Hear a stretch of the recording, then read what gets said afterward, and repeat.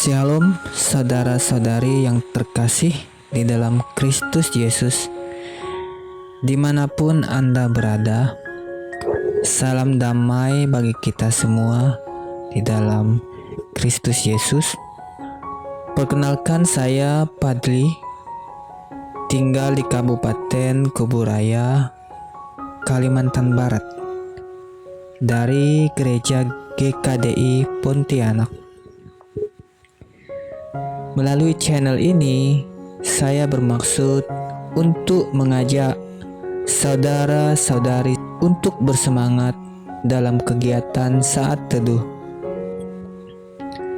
yaitu doa setiap hari dan baca Alkitab setiap hari. Dan juga untuk teman-teman yang rindu untuk mengenal Allah lebih dekat, kami juga terbuka untuk pertemanan, diskusi Alkitab, atau belajar Alkitab. Nomor kontak WA kami nanti akan dicantumkan di deskripsi. Anda boleh chat, boleh menghubungi kami lewat kontak itu. Doa dan baca Alkitab sangat penting bagi kehidupan Kristen. Doa dan baca Alkitab bagaikan makanan bagi kerohanian kita. Jika setiap hari rohani kita selalu diberikan makanan dan minuman, maka ia akan bertumbuh dan berbuah banyak, sesuai dengan rencana Tuhan Yesus. Hari ini sebelum kita doa, kita akan membaca firman Tuhan di kitab Perjanjian Baru, yaitu di kitab Matius pasal 24 ayat 1 sampai 2. Ini tentang bait Allah diruntuhkan, yang merupakan rangkaian khotbah Tuhan Yesus tentang akhir zaman. Mari kita baca.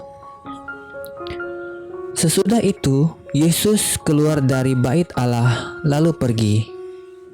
Maka datanglah murid-muridnya dan menunjuk kepada bangunan-bangunan bait Allah. Ayat 2, Ia berkata kepada mereka, "Kamu melihat semuanya itu?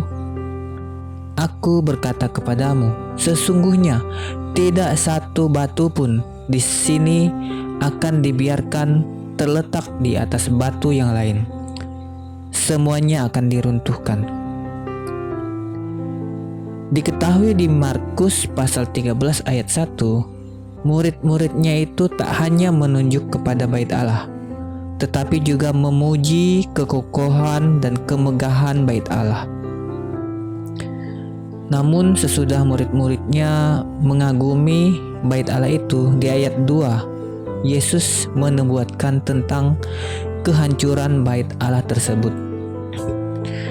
Dan nubuat ini digenapi pada tahun 70 Masehi di bawah pimpinan Jenderal Titus dari Romawi.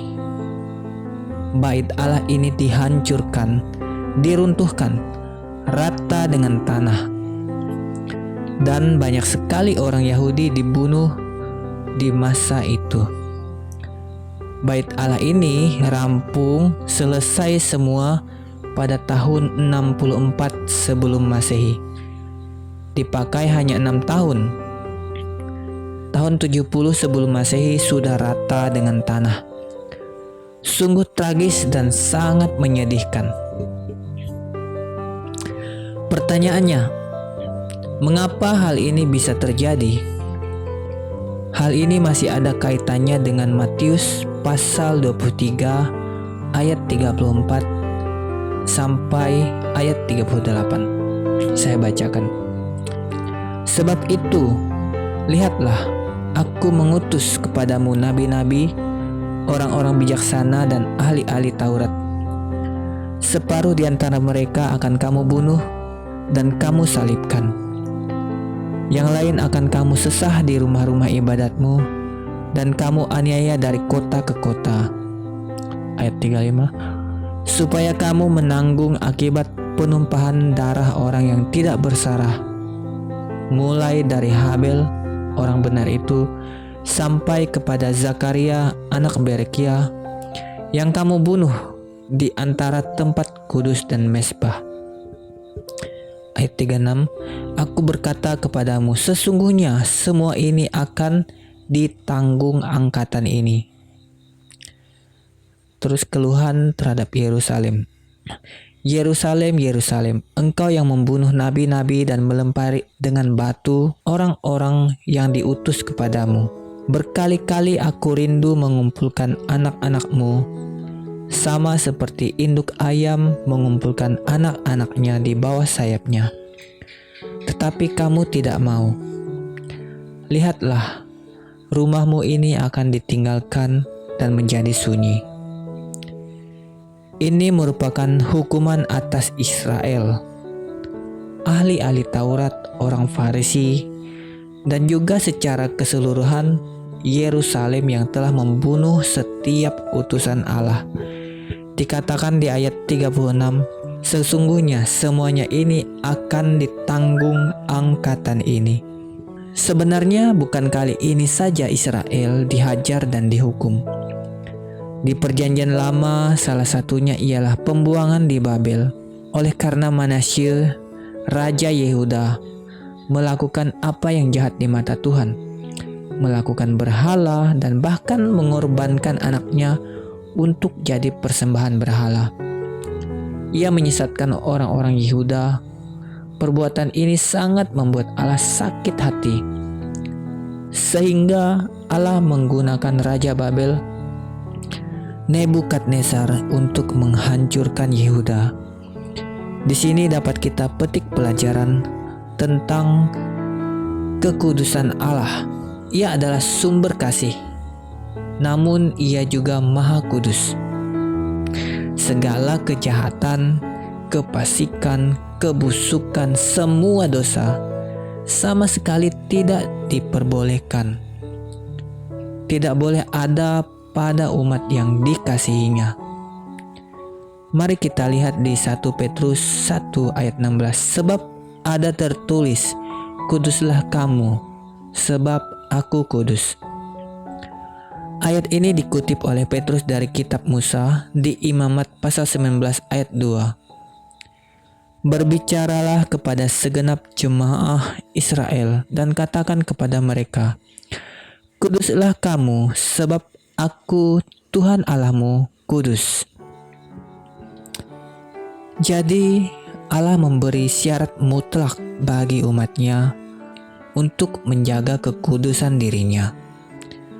Di Ibrani pasal 12 ayat 14 juga dikatakan demikian. Berusahalah hidup damai dengan semua orang dan kejarlah kekudusan. Sebab tanpa kekudusan tidak seorang pun akan melihat Tuhan. Jadi saudara-saudari yang terkasih di dalam Kristus Yesus, pelajaran pertama yang bisa kita ambil dari peristiwa hukuman atas Yerusalem ialah, marilah kita senantiasa untuk mengejar kekudusan. Apakah mungkin untuk hidup kudus?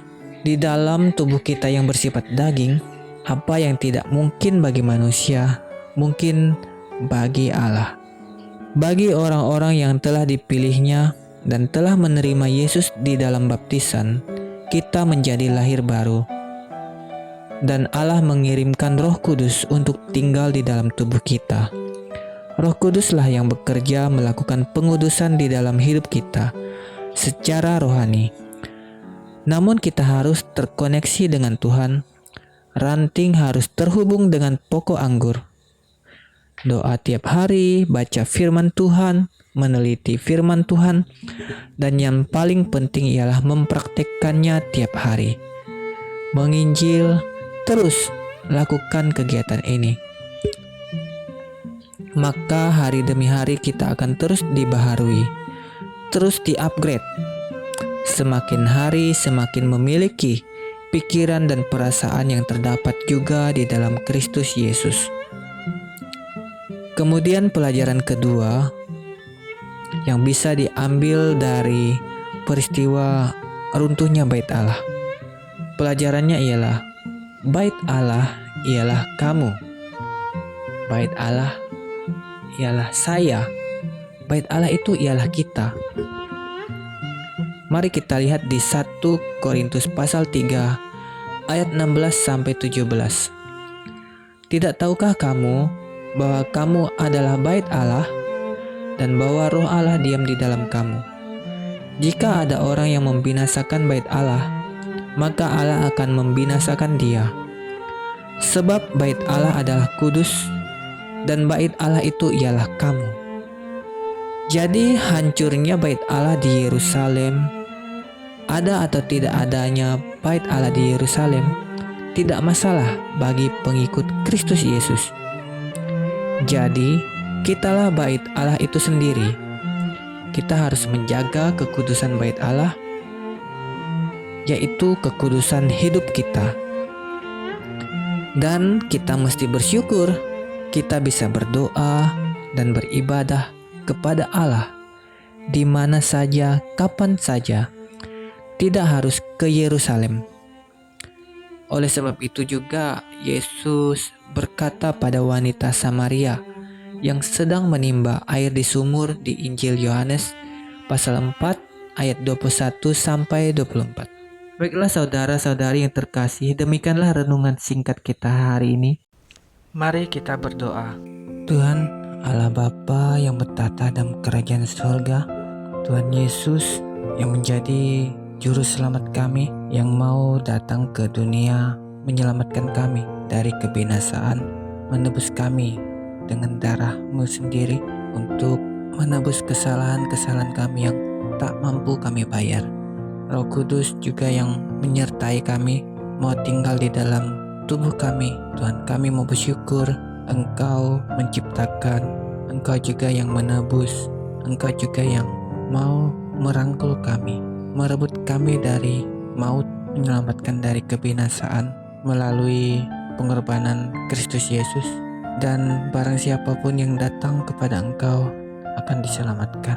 Yang mau bertobat, yang mau datang kepada Kristus, yang mau memikul salib, mereka akan diselamatkan.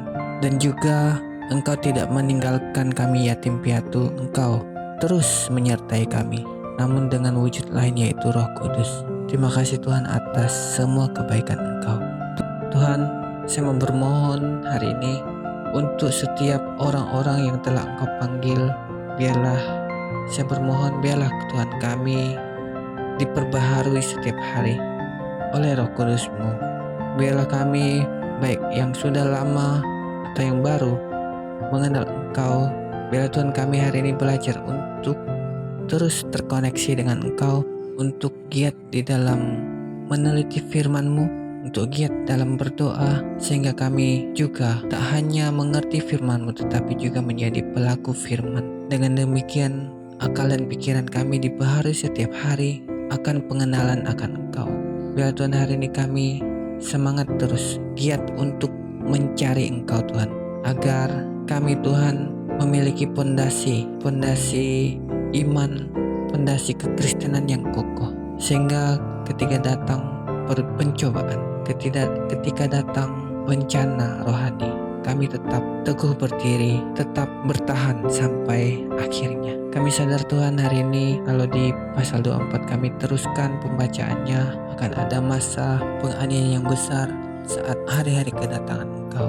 Tentu hari ini biarlah Tuhan kami bermohon kepada Engkau agar melalui pergumulan-pergumulan kecil di dalam hidup kami, biarlah Tuhan kami menang, sehingga karakter kami diperkuat, sehingga rohani kami diperkuat Tuhan hari demi hari, sehingga Tuhan kami semakin dekat dengan Engkau, semakin bersandar pada Engkau, tidak mengandalkan kekuatan kami. Tuhan, saya mau bermohon juga, biarlah kami Tuhan bersama Engkau, di pihak kami Tuhan, bersama kami terus terkoneksi dengan Engkau. Biarlah Tuhan, saya bermohon agar kami Tuhan dikuduskan, dibaharui setiap hari, sehingga kami terus dapat mematikan dosa-dosa kami, kelemahan-kelemahan kami. Biarlah kelemahan kami menjadi kekuatan.